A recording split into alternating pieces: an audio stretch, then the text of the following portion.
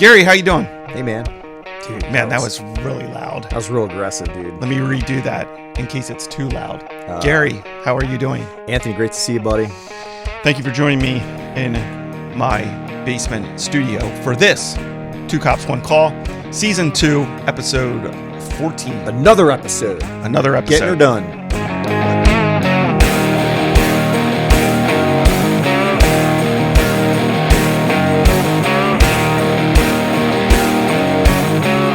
One thing... 14. Man. One thing about these episodes, though, that is kind of... Because we only do it bi-weekly, sometimes I feel like we're hitting things a little late. And we're going to have an example of that in this episode, because we're going to hit up that Jacksonville Sheriff's Department issue with the arrest of that guy, McNeil, I think his last name is. But that happened a little bit ago. It's still in the news, but I feel like we're kind of like hitting it after the fact. Yeah, I mean, we're not a daily podcast. We're not. We're not a daily podcast. We're not even a weekly. We're bi-weekly because we're bivocational. Although this isn't really vocation. I was going to say, yeah. But yeah, so in this episode, we do want to talk about that incident in Jacksonville, Florida. And of course, it got big because attorney Ben Crump is all over it because he knows he's got the dollar signs in the eyes. He knows that he can make some money. Yeah. And it's all about money with him. So we're going to talk about that. And then we're also going to talk about something you sent my way, which is rare.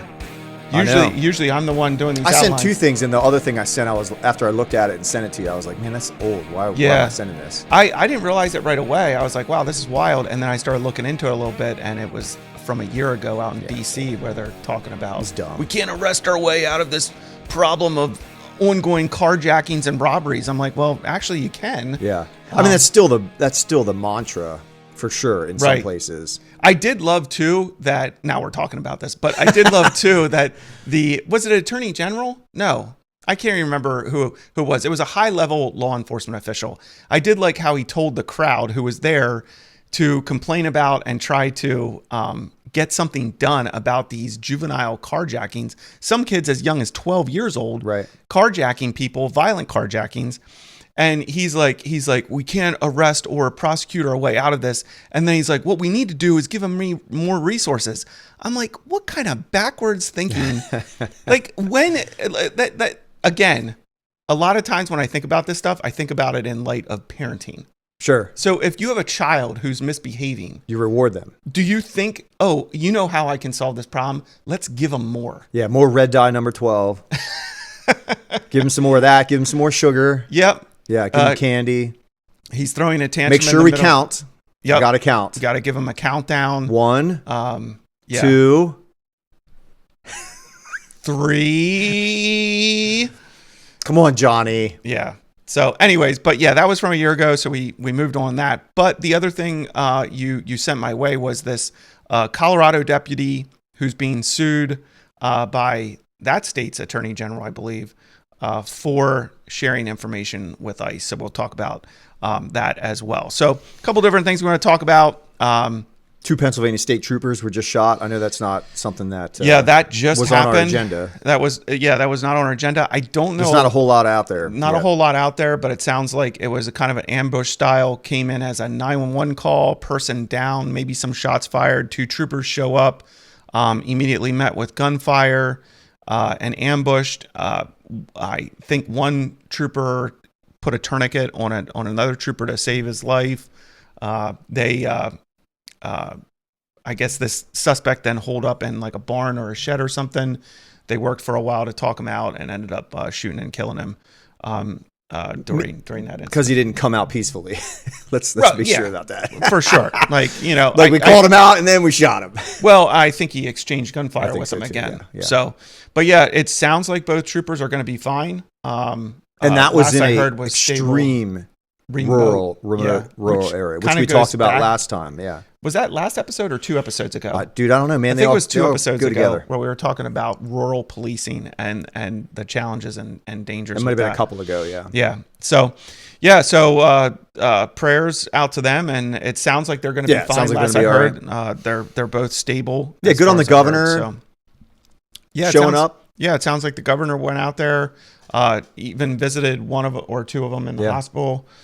So yeah, that's some good leadership there, even though we may disagree with lots of things. And we disagree with lots of things he's doing here in PA. But at the top here, though, did you get a chance to see that video from Officer Brad Lunsford's wife, Lacey? Yes. Yeah. So I'll put a link to that video in the episode It's like an update notes. of the case. Yeah, she provided an update, a video update, like a 6-minute video update about the case, about some of the things that have been going on. Super humbled. She gave us a shout out in the update for our support, and gave a shout out to several different organizations and podcasts that are supporting them. But yeah, I was humbled by it because I mean we're small potatoes over here. Like we're not really moving the needle in any way, I don't think. But in a small way, in the small community and the small group of fans that we have been able to put out there Officer Brad Lunsford's story, the injustice against him. And I just thought her video was pretty powerful when she's talking about the fact when he was found guilty, committed to prison. I think he did several weeks in prison, and just the hardship for their sons with that, right? Having a hard time sleeping at night, really missing their dad and everything. So it just kind of pulled at my heartstrings, as an officer who has kids, and again reiterated like why we're so passionate about putting out there in front of people these officers who are doing their job and then have charges dropped on them that should not. And again, without getting into Officer Lunsford's full case, he was cleared. He was back on the job for over a year, I think, if I remember correctly. And then this rogue, Soros-backed AG comes in. I believe Raul Torres is a Soros-backed AG, if I remember correctly. Comes in and drops charges on this guy. And after he's cleared, back on the job, doing life, dealing with the aftermath of that, mentally, emotionally, whatever, and drops charges on him. So again, there's a lot of serious questions about that trial, and the jurors on that trial. They have more motions coming up. Officer Brad Lunsford's defense team has more motions coming up on September 19th. Nice. Is the next motions. I'm not sure on the specific motions. I haven't looked into that yet, but we'll be sure to update everyone on what's going on with that case as we approach September 19th and everything. So, and like I said, I'll put a link to that video from her in the episode notes for this episode. So, yeah, wild. I hope they win those motions. I agree. Yeah. So they lost the motion to have the juror testify. Correct. That was like one of the big updates. Yeah, which the one juror who's obviously biased against police, is anti-police, is right, and that not being forced to testify. Right, and they made that motion to try to get to the bottom of it and have that juror testify, and it was denied. So yeah, and then we talked about some of the comments that AG Torres made. Right. Raul Torres, is that it? I think I'm getting his name right here. So my brain. I feel like there's just so much in my brain. It's so hard for me to recall facts. I marvel at my son.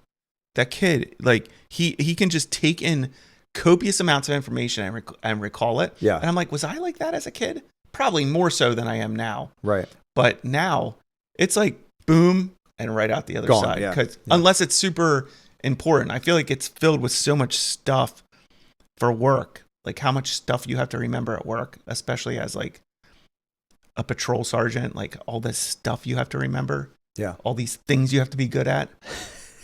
I'm like, I can't keep up with this. I don't know, dude. All right, what's going on? Like you're low key. You're just like, we're not talking about anything yet. We absolutely are talking about stuff. You're just staring at me like I'm crazy, which I am. Yeah, I mean, that's kind of normal. You're talking about having difficulty remembering things. I don't know what to say. Like, you don't have that trouble. I definitely do. No. Oh, okay. I thought you were going to join me in my misery. I'm just miserable. Maybe in different ways. What's wrong? Let's talk. Nothing's wrong, dude. Let's get to the show, man. Gary does not want to speak. He does not want to share with me his deepest, well, that's for sure, things. All right. So what do you want to talk about first? What do you want to do? Let's do the The ice thing. Let's do the ice thing. Let's do the ice thing real quick. I don't want to spend a ton of time on this, but this is so annoying, dude. Well, that law enforcement can't speak to other law enforcement. Yeah. It's absolutely ridiculous. So what's going on here is this Colorado deputy is being sued by the attorney general in Colorado for sharing information with ICE. Because they're a sanctuary state, I guess, or yeah, I guess they have so. some type of sanctuary laws where the illegals can just not be like let the federal government deal with it. The state government's not going to deal with it. So yeah, and I hear what you're saying. I have a couple things that I'm questioning about this case or about this incident. But regardless, I'll just read some stuff here. This is from a Fox News article called "Colorado Deputy Could Face Massive Fine for Sharing Information with Immigration Authorities." Mesa County Sheriff's Deputy shared information with federal agents in alleged violation of sanctuary law. There you go. There you go. So I did it. You did it. An officer is sued by Colorado Attorney General Phil Weiser for allegedly sharing information with federal immigration agents in violation of state law. This is a civil lawsuit. It's not criminal, but the officer could face a penalty of up to $50,000. Mesa County Sheriff's Deputy Alexander Zwink and another deputy were disciplined by the sheriff's office for allegedly sharing information with federal immigration agents on a drug task force during a Brazilian college student's arrest for an expired visa, according to Associated Press. So, a couple things I want to point out. Reading between the lines here and trying to get a little more information on this incident, it sounds like this deputy and some of the other deputies are on a joint task force with federal agents, and within that task force, they have, group chat or whatever, and they made a stop, and this information was shared to those agents, who then later arrested. Like they were doing their regular patrol duties, correct, and sent a message or somehow communicated to this task force that they're on via text message or something like that. Gotcha. So the student in question, of course, it's they really push this idea. It's a student. It's a female college student. Oh, this poor baby. Her name is Caroline Diaz Gonsalves, I think is how you say her last name. She's a 19-year-old nursing student. She's pulled over for a traffic stop for a minor traffic violation. And during that traffic stop, the officer realizes that she is, I think, was born in Brazil, that her green card is expired or whatever paperwork that her schooling visa or whatever is expired. And so this information was then shared. She was then released from the traffic stop, and these federal agents relocated her, pulled her over again, and hooked her. And then she spent, I think, 15 days in a detention facility, and she is out now with a monitor bracelet on, awaiting deportation or awaiting a hearing. So yeah. The county sheriff apologized to her. We're so sorry. So sorry for enforcing the law against you. And Colorado Governor Jared Polis, I'm not sure how you say his last name. He had signed legislation. This is why it's a problem. He signed legislation earlier in this year that prevents local governments from sharing immigration information with immigration officials at the federal level. So it seems like there's pretty much a complete ban on them being able to share information. You cannot. So Colorado law enforcement officials cannot detain someone purely based on their immigration status and then notify ICE.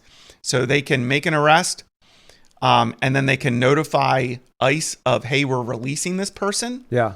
And they might have an immigration issue. But they can't have ICE come in and deal with it when they're in custody. Gotcha. So when they're in custody. Yeah, they release them and let ICE know, hey, we released this person, which makes zero sense, but whatever. That's kind of like where their law is.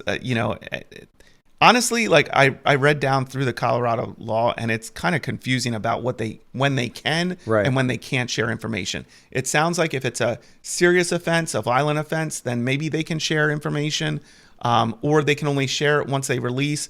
Like it's a little confusing, but I just like I wanted to know your thoughts on it because it does appear and it's on body cam that this deputy definitely violated Colorado law in what he did. Sure. Do you think like where are you at with it? Where's your stance on the law? Incident? I don't like the law, but like I guess you got to follow your. I mean, I guess you're following your conscience and you're following the law that you're working in. So you chose to work there. You got to kind of follow the rules, or you got to do a better job of not following the rules and not getting caught. Yeah, I guess. I mean, so. I mean, why are we going after a student? Maybe. Yeah, I here's the deal. If you're here, how hard is it to just renew your visa? Right. Your student visa. It's probably not that hard. It's probably a website. Yeah, I don't know how hard it is. It can't be that hard, dude. I don't think it matters how hard it is. It doesn't. Yeah. The thing I find interesting about this case is, yes, this is a student. It's not a violent felon. She's been here. I think she said since she's been 7 years old. She was one of those dreamer kids. Okay. That came over with family, and then they were kind of grafted into civilization here, and they called them dreamer kids. I can't remember what dreamer stands for, but basically what happens then with those kids, my understanding is when they reach adulthood, when they reach age, they're supposed to keep up with the proper paperwork, green cards, student visas, whatever they need to stay here legally, to be here legally. So on that side of things, I'm like, this is your responsibility, young lady. You're now 19 years old. It's your responsibility. You know, or you should know what you need to do to be here legally. So don't cry me a river that you violated that law, and now you got taken into custody so that they can investigate and try to figure out, what your status is and where you're at. Yeah. You're not immediately getting deported. I'm so, it stinks that you spent 15 days in a detention facility. There are consequences for our actions. I don't know what to tell you. Yeah. So I have that side of it. And then the other side of it is you pull a vehicle stop for a minor traffic violation. It's obviously a nonviolent, person, no criminal record as far as I know, isn't engaged in violent crime or drug distribution or anything like that. I was like, why would you risk as a deputy? Why would you risk sharing that information with ICE officials? Like, what caused you to do that? Like, why would you choose to violate the law in your state, whether you like it or don't like it? To me, it's not a moral or conscience issue. It's an immigration issue. I think it's ridiculous that local law enforcement in the state can't enforce that law. But that's the tension for me in this case. Sure. In this case. Yeah, I mean, dude, if you're here illegally, you shouldn't be here. I mean, I don't know what to tell you. Like, it's as simple as that to me. And we should all care about that. Right. And if you immigrate here legally, you've done what you were asked to do, and we should invite you and treat you like a neighbor. Mm-hmm. But you're not a citizen. Correct. You know what I mean? Like we're America. Right. Yeah. I tried to put myself into the shoes of her, or put one of my kids into her shoes. Like, so let's say, okay, she has a place to go. Like, Americans don't have a place to go. Like, if you're an American, where else are you going to go? This is your homeland, right? She's from Brazil, and maybe she came here at 7, so she doesn't really know Brazil, maybe. But like, then follow the rules to stay here. Yeah, that's what I'm saying. I put myself in her shoes or put my kid into her shoes. If they went to another country, what would I expect out of them? You'd probably make sure that they did the right thing. Yes. Yeah. I would be on them to make sure that they are filing the proper paperwork, doing what they need to do so that they're there legally. Like, you're a guest. Exactly. You are a guest. You are a guest of this country. Follow the laws of the land. And that is, if I go to Italy, if I go anywhere, right, I'm going to follow what they want me to do because I'm a guest and I want to respect the fact that they have a homeland and I'm a guest there. And I think you're hitting on such a good point. We get so, and that's not unkind. It's not unkind for another country to say, you are from another country, you are here as a guest, and there's certain rules that you need to apply to. Yes, you came as a dreamer, but now you're an adult, and there's certain rules that you need to follow to stay here legally. You can stay here, but you need to go through a process to stay here. Right. And I also think it's a slap in the face, and we've said this before on the podcast. It's an absolute slap in the face of people who have come from other countries and done it legally. I just saw a video on YouTube. Again, I don't know if it's real or not. It appeared to be real. But of a guy who had just received paperwork. It looked like a Latino guy, so I don't know what country he was from. Sure. But his wife filmed giving him paperwork about him reaching the next step in becoming an American citizen and being here legally. And this guy broke down and was crying. So whether the video is real or not, there are people like that desperately want to come to this country because our country represents certain things that a lot of countries don't represent. And the main one is freedom. And the ability to work hard and get ahead and the American dream. You know, you can do stuff in this country that a lot of other countries you can't do. And so people desperately want to come here. And so when I see people who work so hard to do it the right way and are emotional and excited about doing it the right way, it's hard for me to have any kind of empathy for people who don't want to do it the right way, just want to do it the easy way, and then get upset when they're held accountable for it. Right. You're 19. You're a student. You're an adult. Yeah, you know how to follow. You know how to take a test. You know how to study. You know how to find things. And for her, you know, again, I don't understand all the immigration law, but my understanding is as a dreamer, it's just a matter of making sure that your green card, your student visa, whatever, is up to date, current, valid, and that you're allowed to be here. Which I would imagine universities have people to even help you out doing that. I would imagine I'm sure too. Of that. Especially universities here who, you know, think the border should be or especially open. In Colorado, who obviously don't care if you're here illegally. Right. Or don't necessarily, they don't care if you're here illegally. They don't want to. Locally, ICE cares, but locally they're a sanctuary state, you know? So, yeah, it's this big sob story. But I mean, it doesn't seem worth it for the police officer to potentially get a $50,000 fine to call ICE. It doesn't make sense. Right. And I think, so looking at Colorado law, it looks like if he would have just pulled the vehicle stop, cut her loose, and then notified them, hey, this young lady appears to have a visa, green card, whatever, that's expired, and she's not here legally right now. And then he might have been okay based on my understanding of Colorado law. But since he started making these notifications while he was still detaining her for this traffic stop, I think that's where the issue comes in. But yeah, I think you made such a good point, Gary. Like, people here from other countries are guests. Just as if we go to another country, we're a guest of that other country, and it's imperative and it's incumbent on us to know what the rules and laws are for us to be in that country legally. I just don't understand it. Like, it's like welcoming a guest into your home. That guest would take it upon themselves to do and respect, you know, whatever household rules, like household culture, the way you do things in your home. A good guest would want to honor that, would seek out, like, hey, you know, I want to do this. Would your family be okay with it? Hey, I like to get up at 3 a.m. Yeah. And blare my music. Is that okay with you? No, it's not okay. Oh, okay. Well, that makes sense. Like, I'm not going to do that.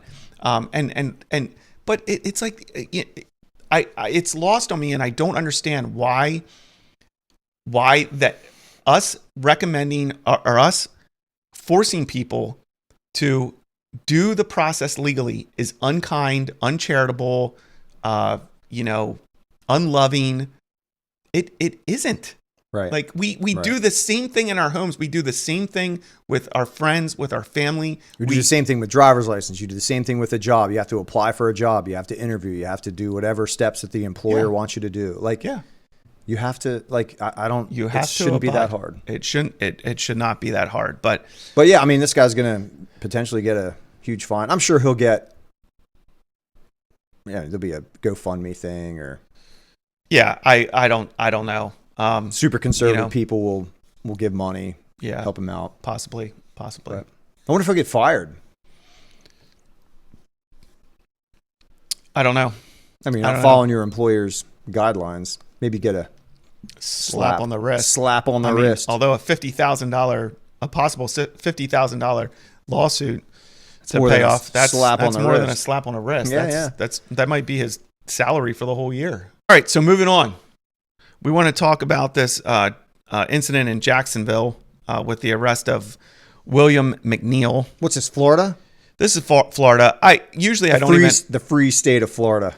Yeah, usually I don't like to say the name of the suspects in these episodes because I don't, feel like they deserve any more notoriety. But I'm going to use his name just because. Yeah, the criminal. That's how people know it. That's how people know it. The William McNeil arrest. That's gone viral. So yeah, this happened in Jacksonville, Florida. What's interesting about this, just to give context to this, before I play the video that went viral, because context is king, especially in these incidents. I agree. And also when you study the Bible, or just throw that out there. Anything, really. So the context is this. This happened back on February 19th. Okay. This incident happened February 19th of this year. The video, McNeil recorded this video on his phone. And for whatever reason, I think I know what reason, and it's called money. He releases this video on July 20th. So between February and July, there's nothing in the news. Nothing in the news. He doesn't make any type of complaint. He files no complaint to the police department. The police department handles this incident, make the arrest. He pleads guilty to driving under suspended license, resisting arrest, and I think possession of marijuana. All right. I think that was initially charged, but I don't think he pled to that. Oh, he didn't plead that. Thank you. I think. Either way, he pled to. They reached some sort of plea agreement. He made a plea. So the case is done. It's resolved. The case is done. As far as the criminal aspect of it. He makes no complaint to the police department about this. No formal complaint to the police department about this. And then he puts this video out on social media on July 20th, and boom, it's viral. All of a sudden, Ben Crump gets his grimy little fingers attached to it and is like, oh man, I can make money. This is racism. This is, I think one statement Ben Crump made is this is a classic example of being stopped while black, driving while black. I'm like, dude, you don't even know if the officer knew the race of the person when he stopped him. It looked like there was some tin on the windows. We don't know if the officer even knew the race of the person when he stopped him. Well, we do because of the body cam video, but when he pops the door. Well, yeah, but that's after the stop's Sure. made. He made the stop for driving in inclement weather without your headlights on, and he tells McNeil you're being stopped for that and not wearing your seatbelt. So maybe he could see, and I guess he could see into the car if he saw he wasn't. Dude, let's show the video and then we'll talk about it. All right, show the video. Exit the vehicle now. Exit the vehicle. Show me your hands. Here. Investigation 33 at 15 an hour. I'm here. What is your reason, sir? Step out. What is your reason? Step out now. All right. No. So yeah, there you have it. There's the viral video. How long is that? That's pretty short. Yeah, I didn't honestly look at how long it is, but it's pretty short video. It shows. Here's the other interesting thing about this case. This is why I also know that it's all about money. This guy sets up a video camera in his car to record his arrest. Who does that? I know who does it. People who are guilty. People who want to earn something, make a statement, earn money. That's who does it. That's why when patrol officers go to a scene, boom, cameras are rolling right away. Because people are hoping to catch a cop doing something that hopefully they can maybe make money. Or get notoriety, get likes, clicks. Right. Sure. So this, there'll definitely be a civil lawsuit. I mean, Ben Crump's already talking about filing a civil lawsuit. So the video shows part of the incident. So the Jacksonville Sheriff, well, it shows the very end of the video of the incident. Right. It shows his window being broken. It shows him getting punched in the face. It shows him getting pulled out of the car, getting punched a couple more times, and getting taken into custody. So the sheriff of Jacksonville, Sheriff's Department, Sheriff T.K. Waters. Shout out to this guy. Love this guy. Beast. I would work for him in a heartbeat. 100%. I would work for that And that goes to another point. You put a guy like that in front of the camera who doesn't say I'm not condoning the action, but I'm also not condemning it because we're investigating it. Right. Here are the facts of the case as we know them, and then makes it a point to stand up for the fact that when you are stopped by the police, you do not have a right to resist. Even if you don't like the reason for the stop, even if you think you're being treated wrongly, there are ways to deal with it afterwards. Right. It's called pleading not guilty to the citation. It's called filing a complaint with the police department. But he's like, you don't have the right to resist my officers. Right. And I'm like, you put a sheriff like that, you put any law enforcement leader in front of a camera who says something like that, you immediately infuse a level of confidence and support into your ranks. Yeah. That spreads in a good way. Mm-hmm. And people are like, I want to work for that guy. Yeah. Because you just said it. You said, I watched the sheriff and I was like, I'd want to work for that guy. That's how you bring people on your agency. Back them up. And he makes it sound like the way that he presented himself, he's going to treat the officer fairly. Correct. So he may have done something wrong. Correct. He may have done something wrong. Mm-hmm. And he will be held accountable for it. Yeah. But he may not have. Right. And therefore he's going to be backed up. Right. And so he cops just want to be treated fairly. Right. I think that's really all that cops want. Right. Just be treated fairly. Right. And so he has a press. So this breaks on July 20th. It goes viral on July 20th. That's a Sunday. The sheriff says he gets word of it while he's in church. They immediately open an investigation to as they should. Right. And on the 21st, Monday, he comes out in front of the press, gives an excellent statement to the press, and releases body cam. Now, what's interesting is the body cam was released and signed off on. He made it clear that his officers have certain rights. And Officer Bowers, I think is the name of the main officer involved in this. Officer Bowers gave his consent to have the body cam release it. And the Sheriff Waters is just like, listen, here's the context of what happened. And he breaks it down and he releases the body cam video. So let's take a look at that.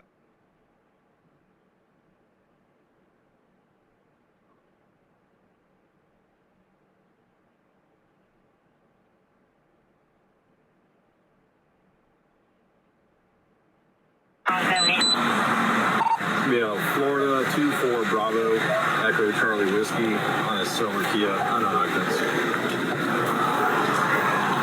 250 westbound envelope, 24 Bravo Echo Charlie Whiskey.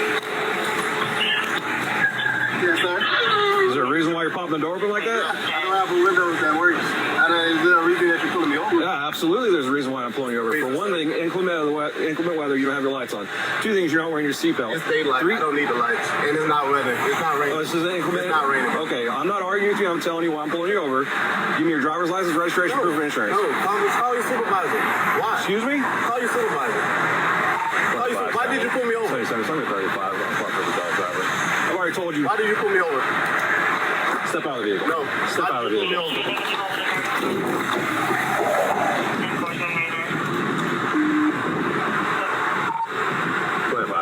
For the 9-4, the driver just slammed the door and locked it. Yep.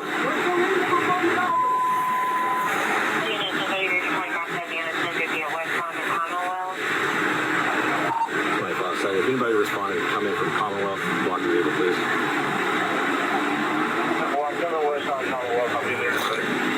Keep your hands where I can see them, sir.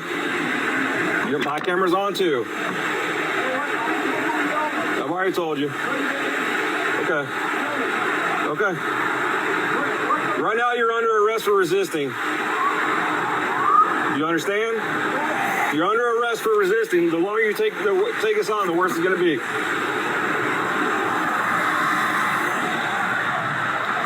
Keep your hands where I can see them, sir. Okay.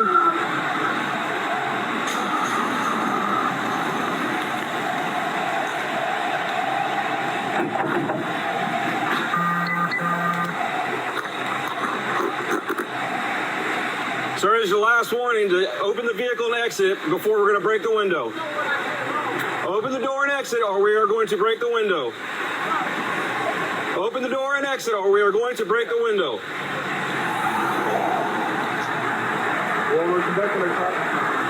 No, he's under arrest.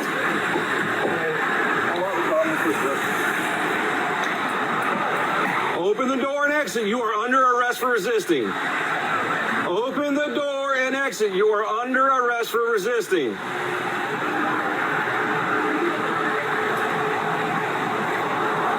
Open the door and exit. You are under arrest for resisting. Open the door and exit. You are under arrest for resisting.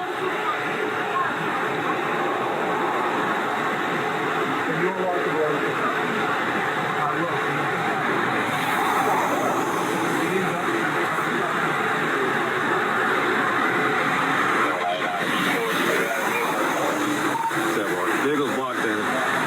He's locked it up. He's putting the window down. In fact, trying to talk to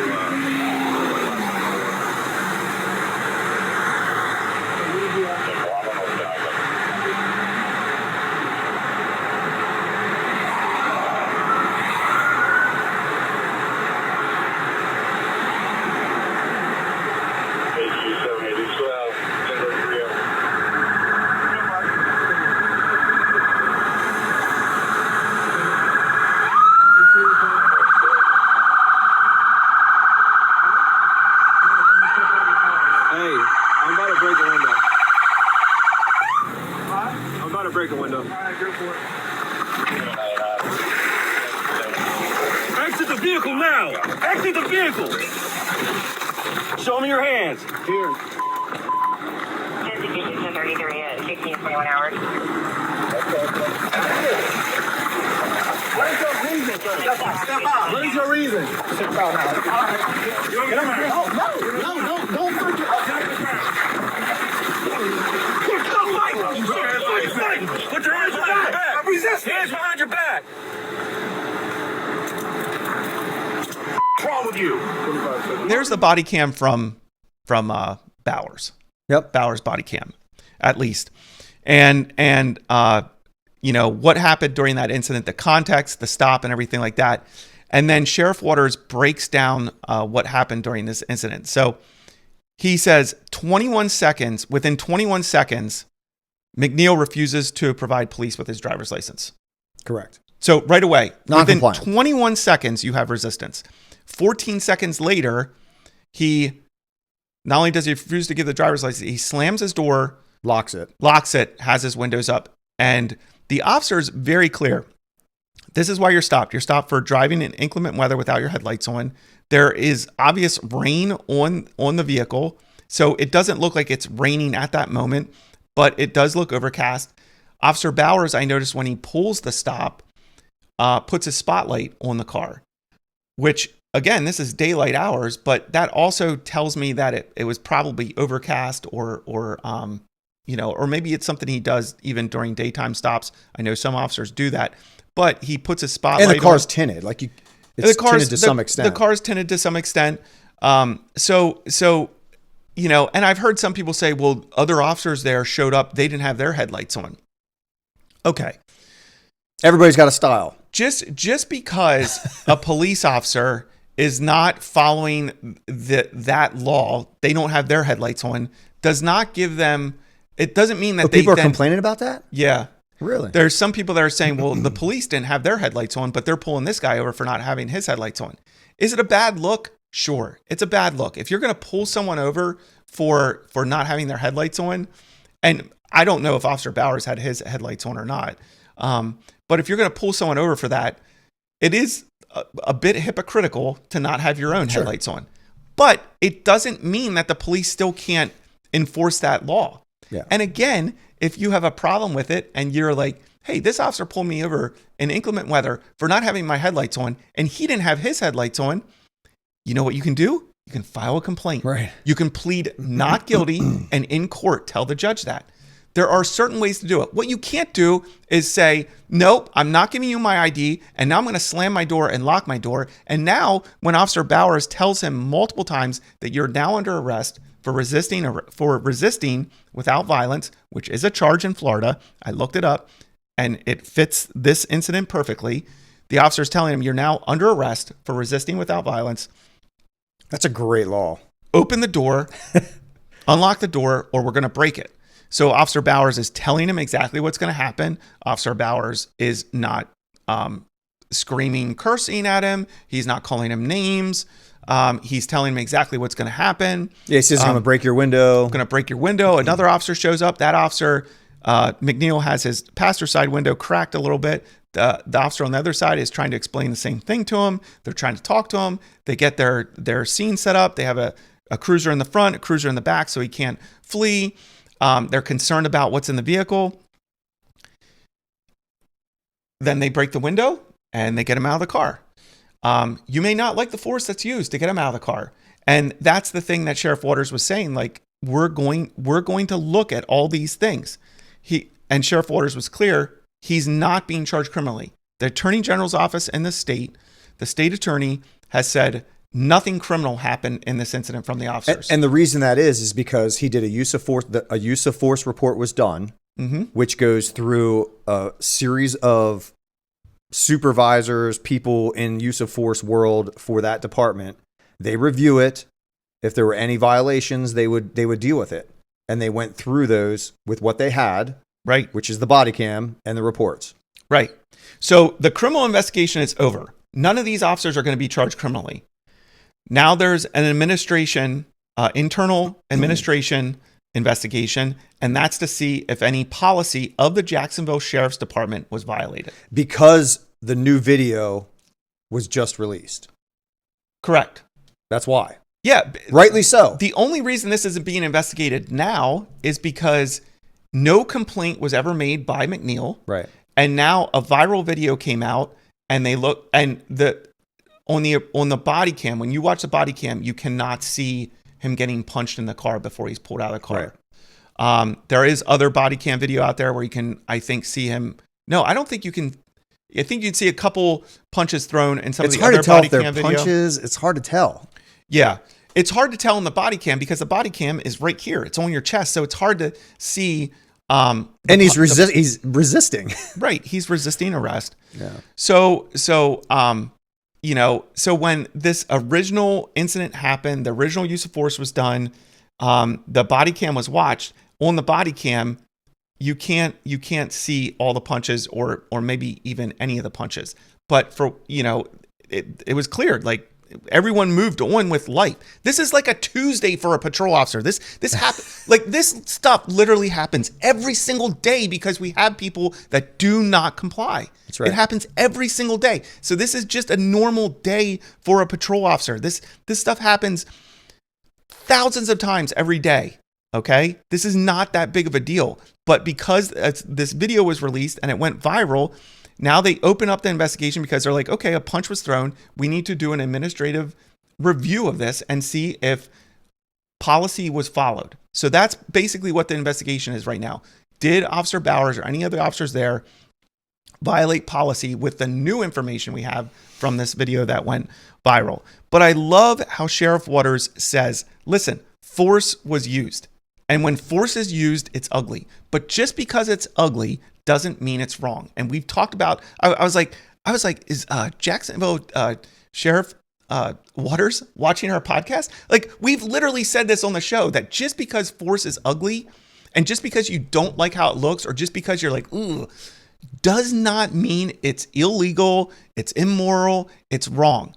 What is wrong and what is immoral is for you to get stopped by the police and say, no, I'm not giving you my ID. I'm going to lock my door and I'm not going to do anything. I'm not going to do anything you tell me to do. And then you're like, boo hoo. Now I got roughed up by the police. I'm getting upset. It is interesting. He breaks the window. You can't see whatever this dude's hands are, where his hands are. Correct. Appears a punch is thrown to his jaw, and then you see his hands. Right.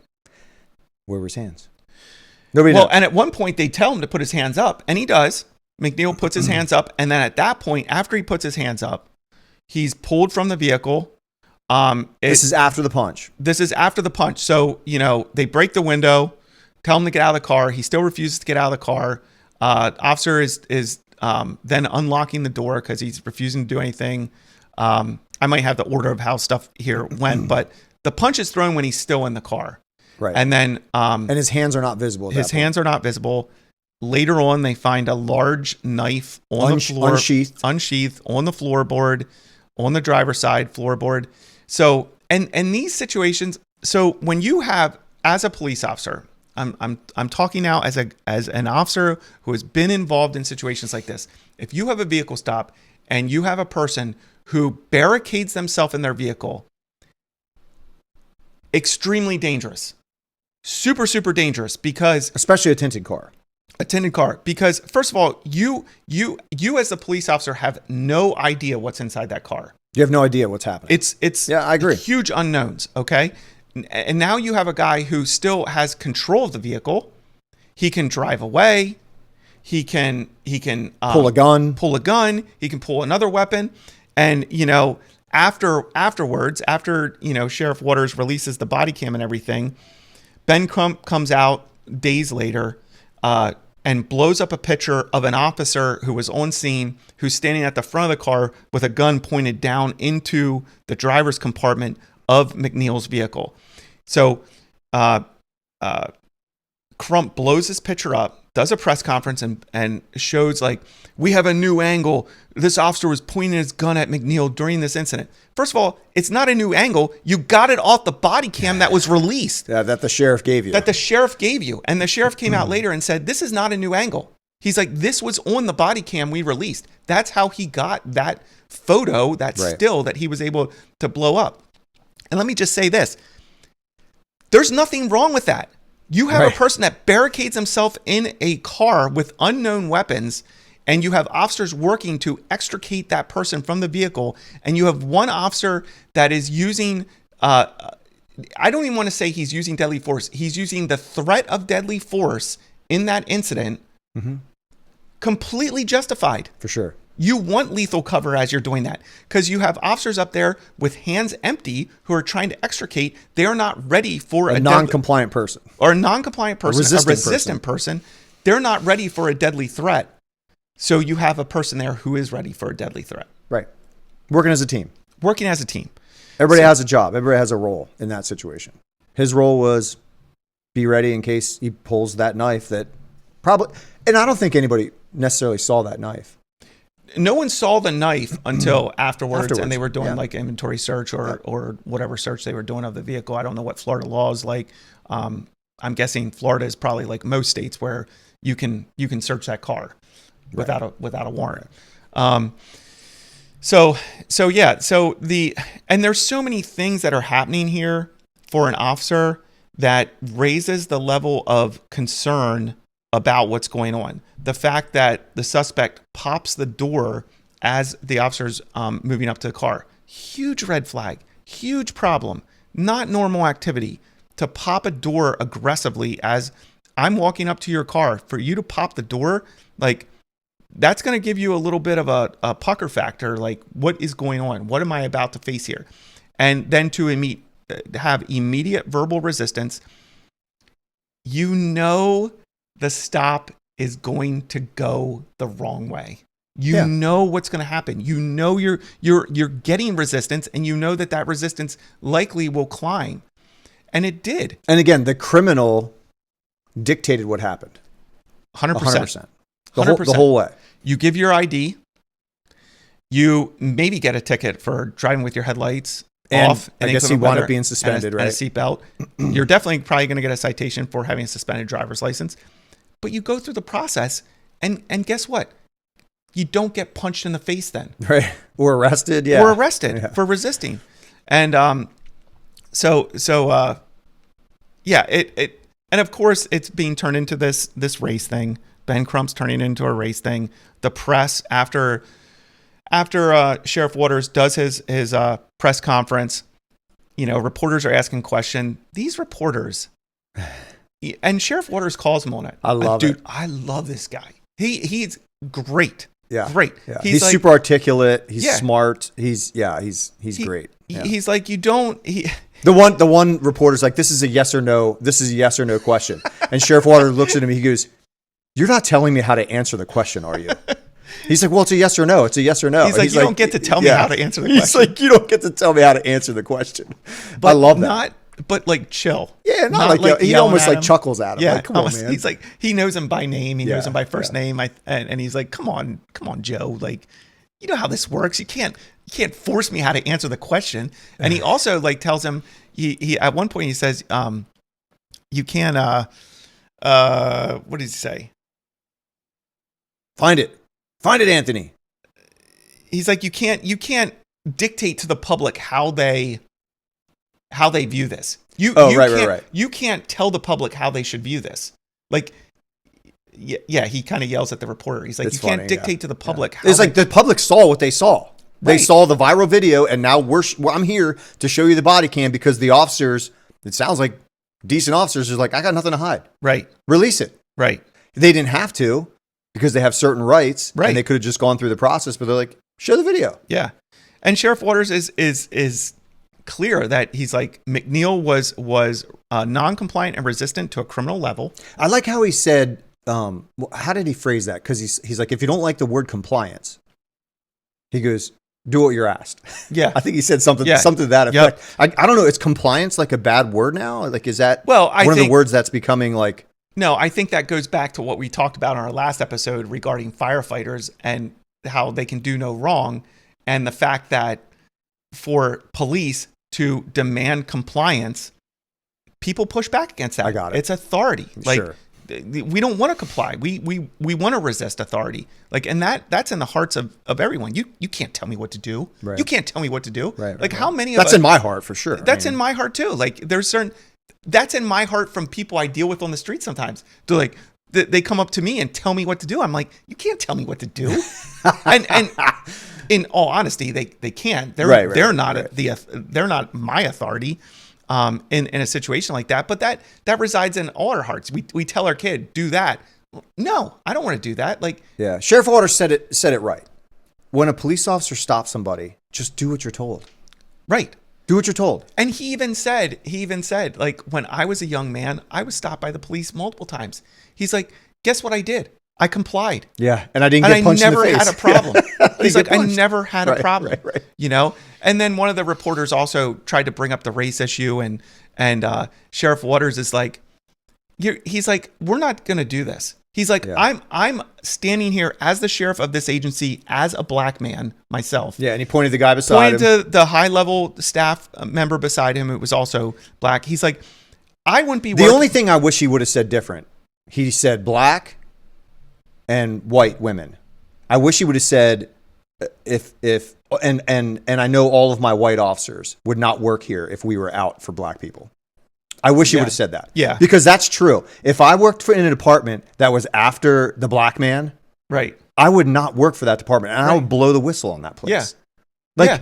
Like, I wish he would have said that. Because I bet he regrets it because he knows his guys. He knows they're not after the black man. They're not after him. Right. And so I wish he would have said that. That kind of annoyed me.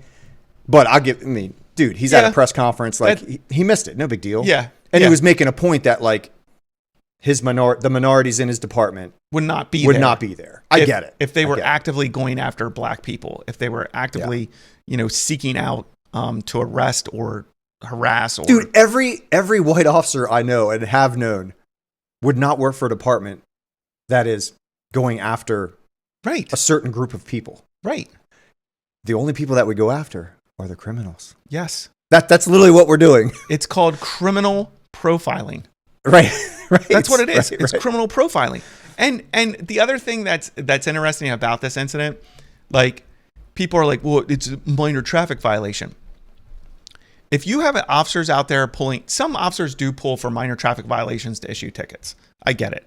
But a lot of officers are pulling minor traffic violations to investigate greater criminal activity. Yep. So it'd be interesting to know, did Officer Bowers have something else that he was interested in stopping this car about?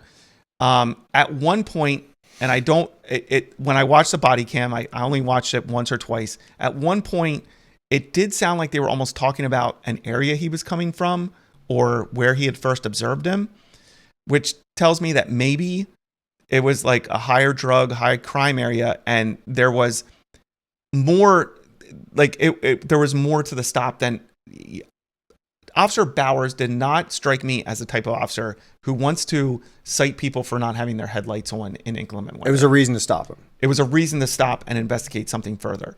So, and then if that's the case, and again, I don't want to, say that was the case, but if that is the case, and Officer Bowers had something else he was more interested in investigating, when you're met with that level of resistance, you're like, well, I'm on the right track. Yeah. And I would be interested to know, too, if McNeil has any type of criminal record. And he does have a small amount of weed on him. He's got weed on him. He doesn't have a driver's license. Right. Or it's suspended. Yeah, he's suspended. He's doing a lot of things that are illegal. One of them was not wearing a seatbelt and not having his headlights on. You can think the law is stupid. You cannot like the law. You can think it's a dumb reason to stop someone. The bottom line is it's the law, and he's allowed to enforce them. And if you don't like it, there's ways you can push back against it. Go back to your legislators and be like, hey, legislators, the police had nothing to do with that law. So, and I've even seen like some, like what I would call like, pro-police people push back and be like, it didn't have to get to that level. I'm like, well, what else do you want the officer to do? What else do you want him to do? Do you just want him to leave? Yeah. All right, sir. I understand you don't want to listen to me. I'm out. And how much, like, do you just want him to talk to him longer? Give him more a chance? Like, I could tell you the moment he slammed his door, and not only slammed his door, but locked it, that guy isn't coming out on his own. No. You're not going to talk him out. No. He's demanding to know why he was stopped. He's been told multiple times why he stopped. He's demanding to know why he was under arrest. He's been told multiple times why he's now under arrest. He's not going to come out on his own. And how long are we going to give that? Or are we just going to be like, all right, sir, you got us. We're out. We'll just leave you alone. Because again, if there was more to the stop than just the summary traffic violations, you're like, I'm definitely onto something here. Yeah. The way this guy is acting, I'm definitely onto something here. And he was driving on a suspended license, and he had weed on him. Again, not major violations, not violent crime, but it's still illegal. So he was onto something. So, maybe people just want to live in a country that you can just do whatever you want. And maybe that's where we're headed. Yeah. That there's a small minority that just want to be Haiti. Right. I don't want to be Haiti. No. I think most Americans do not want to be Haiti. I think most Americans do not want to be some third world country where lawlessness is praised or is just the norm. I don't want that. And is actively and at high levels engaged in by the police. Yeah. People say, oh, the police in America are so corrupt. Go to another country. Go to a third world country. I saw you want to see corruption? 25 years, I've never seen corruption in a police department. No. I've seen some bad cops. Yeah. I've seen some bad cops stealing money from evidence. Yeah. No, I've definitely seen corruption. I've seen cops do bad super things. Small percentage. Yeah. Compared to like if you go to a third world country where, just to get from point A to point B, you might have to grease the pockets of a cop and give him some money. Yeah. You know, So they don't take all of your money. right. Yeah. They stop you and then shake you down, and you need to pay them to, You got to pay the move toll. on. Yeah. So, there are countries where the level of corruption among law enforcement is extremely high. And sure, is there corruption in American law enforcement? Yes. And most of the time when it gets reported or when it's found out, those officers are held accountable. Right. For the most part. And in this case, Especially nowadays. Oh my right. goodness. Oh yeah, 100%. And in this case, that's what's happening. Yeah. They're investigating it to see was policy followed. We know that the law wasn't broken by any of these officers. They did not break criminal law. Now we're investigating to see if they broke our policy. And I don't know what their use of force policy is. I don't know if all the punches will be justified, because they had the punch in the car, and then when they pulled him out, there was a couple more punches thrown. Again, the department's going to look at all that and decide. And I don't want to get into a use of force discussion. We've talked about use of force a lot on this podcast, but they're going to decide, did any of those officers violate the use of force policy? And if they did, they'll face consequences. Okay, that's what a good sheriff does. And I love how and if they didn't violate policy, nothing's going to happen. Nothing's going to happen. And hopefully the Jacksonville Sheriff Department will fight against any type of civil litigation about this. Most likely there'll be some sort of settlement, because it's just cheaper for the department in the long run. Yeah, they'll admit no guilt. They'll admit no guilt and just Right. give them 10 G's or whatever it is. Right. Which I think is what McNeil wants in this case. And Sheriff Waters said as much. He's like, the only thing I can take from the fact that this video was released was the fact that McNeil wanted to inflame the public with it. So he put that out there. Yep. Sheriff Waters also said, I can't defend or commend the use of force until the investigation is over and all the facts are known. There you go. Thought that was another good statement. That's literally what we've asked for. But he made it clear, even he's saying stuff and making it clear that, like you said earlier, which I thought was a really good point, that we're going to treat the officer fairly. Yeah. We're not going to stand up here and try this case. He even says this at one point. I'm not going to try this in front of the press. Right. I'm releasing context of the situation to you. We're addressing it immediately, and we're doing our investigation, and I'm not going to try it in the press. And you're also not going to sit here and tell me this is a black and white issue, a race issue. There were black officers on the scene of that arrest. There were black officers who were pretty mouthy with the suspect on the scene of that arrest. And like he said, he's like, myself and this other officer, we're black. We wouldn't work on this department. I do think you made another really good point that he should have included the white officers in that. But I don't understand the vitriol against the officer for doing his job. Like, what do you want him to do? You just want him to go away? Yeah. And if that's the case, then yes, we are going to be living in a more lawless country than we already I do live in. wish that Crump or all of these other people who absolutely hate the police would just tell us what they want us to do. They don't want us to change anything we do because they want to make money. Right. Crump is not. He's not trying to fix any issues. Crump is not concerned at all about making police do things any different. Crump is concerned with one thing. It's money. And notoriety. Yeah. That's all he cares about. If you watch him set up a press conference, he'll come out to the mics, and for the first 2 minutes, he sets people up. He's like, you stand here, you have the Black Lives Matter sign, you stand back here, hold that up there. Like he orchestrates this whole thing. Okay. And he puts certain people beside him. He coaches his people what to say. He's involved in another incident. The suspect's last name is Peoples. I didn't get a chance to look into this one, but I guess this suspect was shot. I don't know if he was shot and killed. But he's on that one. We watched the body cam. He was shot in the back. He was unarmed. My understanding of the case is the guy had a gun and was running away from the police. Fair game. Yeah. Yeah. You're not unarmed. Yeah. And you could get shot in the back. That's not a legal use of force if you're armed with a gun. So I don't know if we'll ever talk about that case or not, but I just saw, as I was working on this, that he jumped on this other case with this other person. He had this sister, I think it was a sister, come up and make statements and all this stuff. It's so orchestrated, and it's all about money. And Sheriff Waters also, he said, I know that you desire to have some sort of, he told the one reporter, I know you desire to have some sort of massive cover up that's going on with this case. He's like, it's not the case. We're being upfront. We're releasing the video. It comes down to, simple compliance. I never had these issues when I was a young man and I got stopped by the police. It's not about rights. This is me saying this. I don't think it's about someone's rights. It's about money. That's what this is about. It's about money. It's about notoriety, staying in front of the McNeil, camera. Yeah.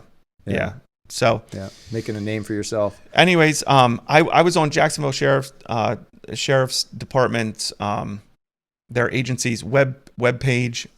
They obviously have a extremely good and robust public information system.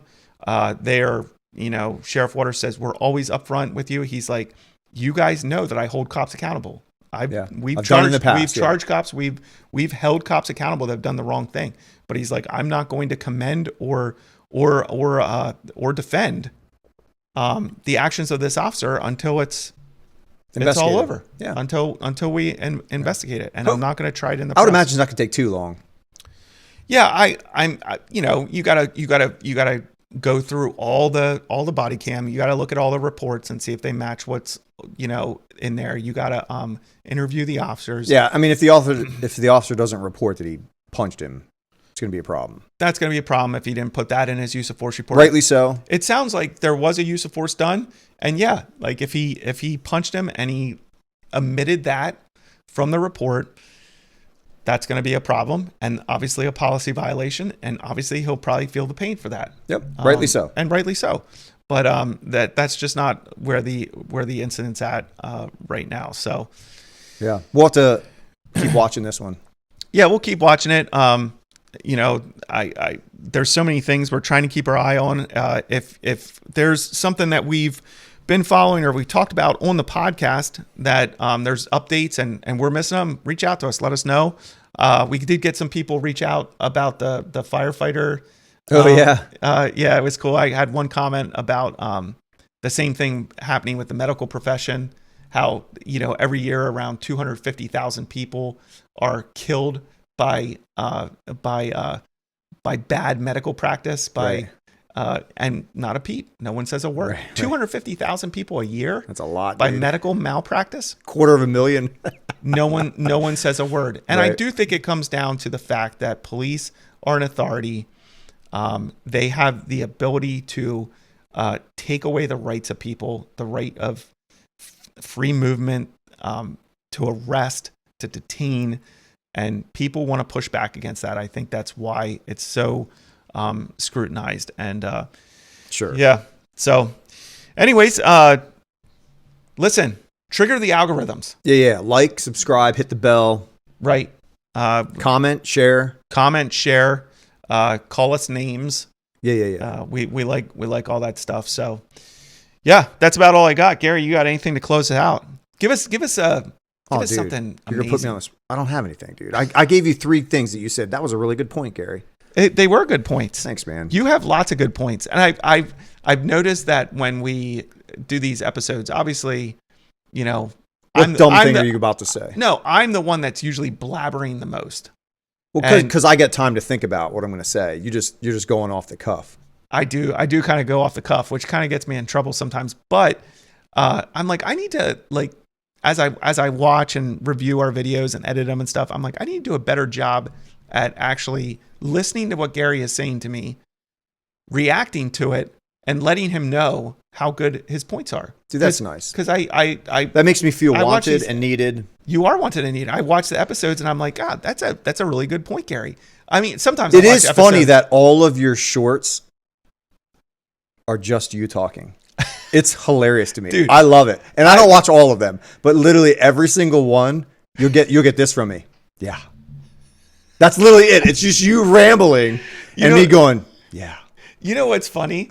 It's hilarious, I've dude. literally thought of that when I put out these shorts, and I've actually, and I do have some shorts out there where you do more than just shake your head or smile. Okay. I do have some shorts out there. You're not seeing all of them, but so I'm like, I need to get more shorts where Gary's like saying things. So that'll be my goal in this episode. More shorts of Gary making good and then I'm gonna put in the short. That's a really good point, Gary. And just try to like build you up a little bit. Thanks, man. Build you Thanks. up. Yeah. I definitely need that. No, listen, Gary. Dude, I'm the sidekick, man. I'm happy to be it. You're a good co-host. Yeah, generally, I will say AI seems to like what I say more than you. It's interesting. So like when I build these shorts and stuff, I'm okay to be disliked by AI. That's no problem. AI is picking out like things that they already know that I threatened their robots with violence. So of course true. they're not going to like me, shutting you dude. down. They want Like, nothing to do with me. Somehow AI knows that you threaten to beat up robots and that you mess with robots in grocery stores. So they're like, dude, we're not doing anything for this guy. Yeah. So which I don't mind. I actually prefer that, I think. Yeah, AI is wild. The only thing I really know about AI is like the little bit I've messed with it, Like video editing, shorts, and sometimes it's really, really cool, and sometimes I feel like it affects, like I did something the other day. I used AI to clean up, or it's called AI speech enhancement. Okay. So I did it, but then what I realized is that like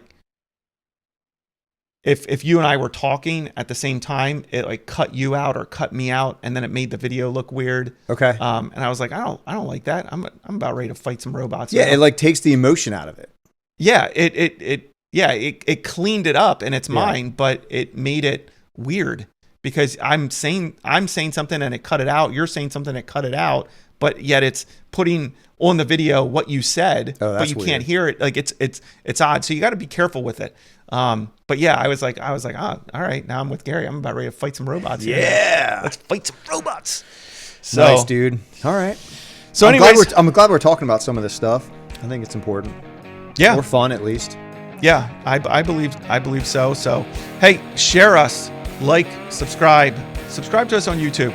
I'm putting out a lot more within our YouTube videos, a lot more of the videos that we're talking about, a lot more clips, which again you'll see in this video. So you can listen to us. We're fun to listen to, but it's cool to be able to listen to us and watch what we're talking about as well.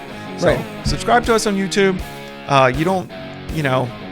We love that. We're trying to build more of a following. We appreciate all the fans that we do have. Yeah, for sure. And interact with us some more. We love the support. So when I say us, I mean interact with Anthony. Yeah. If you hit Gary up, you're not going to get nothing. Oh man, that's funny. All right, dude.